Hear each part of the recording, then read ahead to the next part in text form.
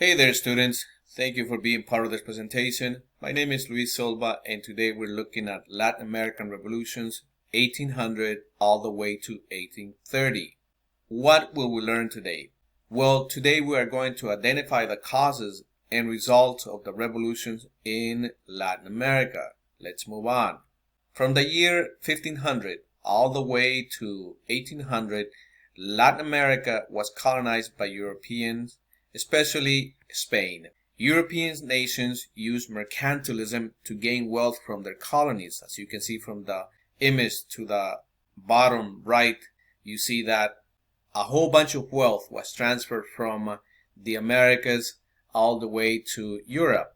And the map to your left, you have basically Latin America around the year 1800, and you see how Spain in particular was controlling most of the Americas. You see there in South America, all the green areas belong to Spain. Mesoamerica, all the green areas belong to Spain. And even parts of North America, all the green areas also belong to Spain. And then you have in South America, the Portuguese controlling basically all of what we know today as Brazil. And on top of that, you also had French colonies, Dutch colonies, as well as British colonies. The main goal of Spain in the Americas, besides taking all the wealth from the natives and the land itself, was also to convert Native Americans into Catholicism. In this case, Spain would send missionaries, and also France in this case, in order to convert Native Americans to become Catholics. One major impact of European colonization was the unequal social hierarchy. And this actually created big problems. And even today in Latin America, this is still visible among society. White Europeans were at the top of society.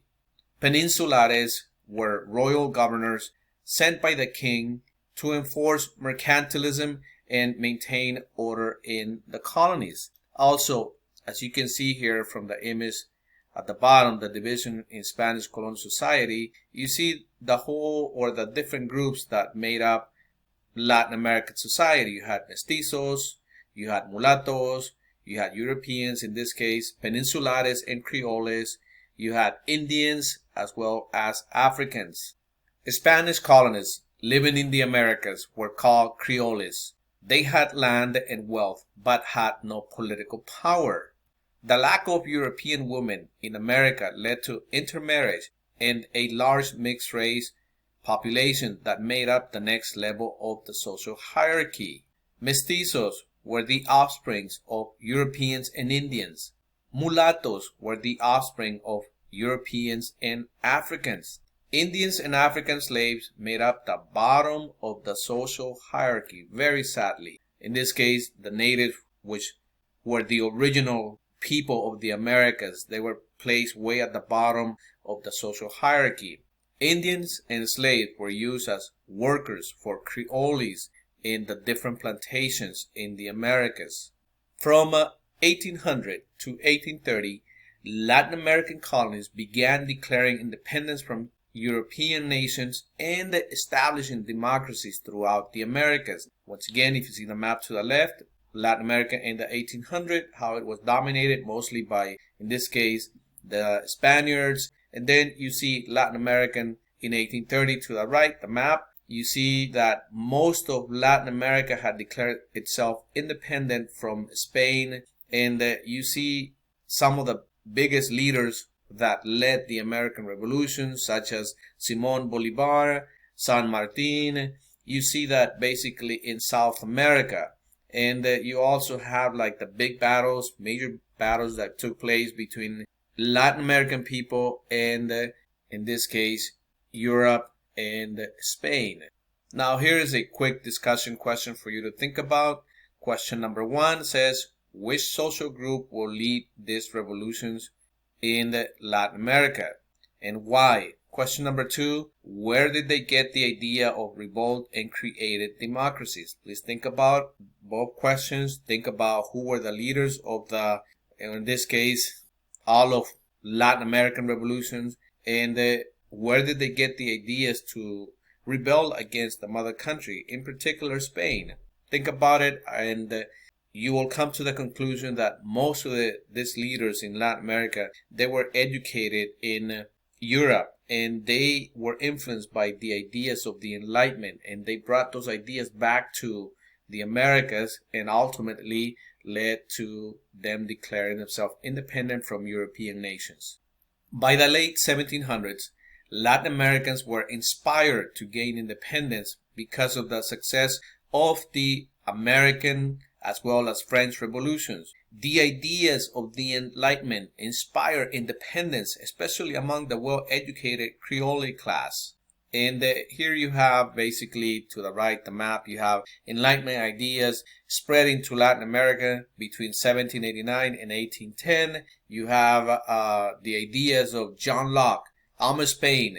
You have the idea of Voltaire, Baron de Montesquieu. You have the ideas of Rousseau. And you also had the ideas from Thomas Jefferson and Benjamin Franklin, which inspire all of these revolutions in Latin America, and all of Latin America basically declaring itself dependent from European countries, especially Spain. One of the most important things to know is that Haiti was the first Latin American colony to free itself from European rule. As you know, Haiti was and is actually dominated by African Americans, and they were the first ones to become independent from, in this case, I would say, their mother country. And this was a big example. They actually took ideas from the American Revolution, and in 1804 they actually became independent. Haiti was a French colony with 500,000 African slaves working on sugar plantations and coffee plantations. Plantation owners used brutal methods to control slaves, and obviously this angered the African American population. In 1791, Haitian slaves rose in revolt. Toussaint Louverture became the leader of the slave uprising and helped free all the slaves by 1801. Now, from 1802 to 1804, Haitians fought for independence against Napoleon's French army. Very important, because as you know, Napoleon was a very strong leader and the army was very strong, but the Haitians were able to gain independence. In 1804, France granted Haiti its independence and created a republic. Throughout the Spanish colonies in South America, the Creoles had wealth and were educated, but could not participate in government. Creoles were able to embrace Enlightenment ideas like natural rights and the consent of the governed. So in 1810, they demanded political rights, which Spain and European countries refused to provide or give them. So this led to revolutions throughout all of South America. As you can see from the map here, there's a whole bunch of information that you can actually read, and you see that there was a big movement all over South America to gain independence. Very important events were happening in South America during most of the early parts of 1800s. If you look at the map to the left, number 1 in Paraguay, you see that citizens were able to overthrow the Spanish governor. You also see number 2, O'Higgins is elected head of Chile. If you see to the top of the map, number 3, you have Simón Bolivar leading colonial armies to victories over Spain. And let's jump to number 5. In Bolivia, you also see that Bolivia is named, in this case, in honor of Simón Bolivar. Very important information for you to review carefully if you need to pause this video. South American nations were able to gain their independence because of 2 leaders, and both of these leaders were Creole generals. From 1811 to 1824, Venezuelan Creole Simón Bolivar led an army of revolutionaries against Spain. Simón Bolivar helped to create new nations of Gran Colombia, Peru, and Bolivia. And here is a biography. Here's information about Simón Bolivar, and you can pause this video and read it. He is known as the Libertador or liberator. Some people called him the George Washington of South America. He was a very influential person that helped to overthrow the Spanish government in South America. Now, Argentina, Creole, San Martin was able to lead the independence movement in southern South America. Very important leader. San Martin was able to help create new nations. In this case, the nation of Argentina, the nation of Chile, and Peru. And here's also a biography of Jose de San Martin. You're more than welcome to pause this video and read what he was all about. Very important leader in the South American Revolutionary Wars. Unlike the South, American Creoles in Mexico, the Indians and Mestizos played a leading role for independence. In 1810, a poor but well-educated Catholic priest named Miguel Hidalgo used Enlightenment ideals to call for a revolution against Spain. Hidalgo was able to lead an army of 80,000 Indians and Mestizos, revolutionaries, against the Spanish military and Creoles who feared losing their wealth. During the rebellion, Hidalgo was killed, but Mexicans found new leaders to continue the fight another 10 years. And as you can see here from the map, number 1 says that British colonists are first to win independence. Number 2 says that slave revolt defeat the French, which in this case was Haiti. Number 3 says Father Hidalgo begins the rebellion against Spain. And number 4, United Provinces separates from Mexico, basically. The turning point in the war came in 1820 when Creoles switched sides and joined also the revolt against the mother country of Spain. In 1821, Spain granted Mexico its independence and a republic was formed.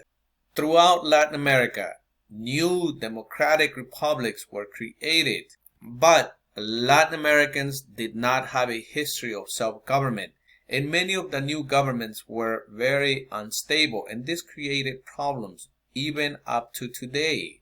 In many nations, military dictators called caudillos were able to take power and made few reforms for citizens. So in this case, the native population was still being treated in a very bad way, and the native population resented this. Latin America became dependent on the United States. I don't know if this is a good thing or a bad thing, but the United States was able to control many aspects of the lives of people in Latin America. We have come to the end of this presentation. Please make sure to subscribe, and I will see you in the next presentation.